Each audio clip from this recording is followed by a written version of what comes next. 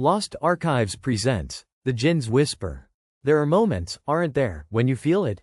That prickle on the back of your neck, that whisper of a thought that feels other. For the longest time, I dismissed it. Just my imagination, I tell myself, a voice in the wilderness of my own mind. But then, the whispers started to carry a weight, a substance that my own psyche simply couldn't conjure.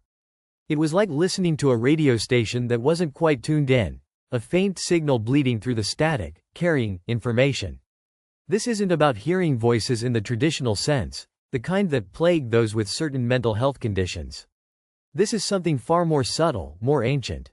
It's a nudge, a suggestion delivered not through sound, but through a feeling, a deep, intuitive knowing that bypasses logic. And it's how I learned to recognize the Djinn's whisper. Think of it this way. Imagine you're staring at an old map, dusty and faded. You've studied it 100 times, yet suddenly, a forgotten detail jumps out.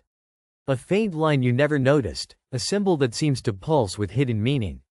That's the whisper. It's not a commanding voice telling you what to do, but rather a gentle unveiling, a revelation that seems to bloom from within, yet carries the echo of something external. For me, it started with objects. I'd be holding an artifact, something steeped in history, and suddenly, a cascade of impressions would flood my mind. Not coherent sentences, mind you, but flashes of images, emotional resonances.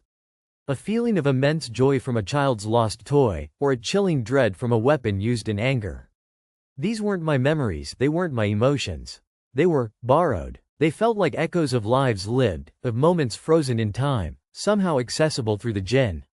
The key, I discovered, is to differentiate. My own imagination is a busy place, a chaotic symphony of hopes, fears, and random thoughts. But the Djinn's whisper, it has a distinct quality. It's pure, unadulterated insight.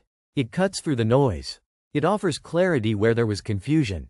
It's like the difference between a dream you forget as soon as you wake and a profound realization that stays with you, shaping your understanding. There was a time I was researching a particular amulet, a beautifully intricate piece with strange markings. My mind was a blank slate, I knew nothing of its origin or purpose. Then, as I held it, a single, potent image appeared. A desert landscape at dawn, a solitary figure performing a ritual under a crescent moon. Along with the image came a sense of immense power, ancient and untamed. This wasn't a fantasy one conjured, it was a direct download of information. It felt true. It's this unshakable feeling of authenticity, this undeniable download of knowledge that separates it from mere fantasy. It's a subtle yet profound certainty. The Djinn's whisper isn't a trick. It's a connection, a bridge between the seen and the unseen, and with Lost Arkyves, we're learning to listen.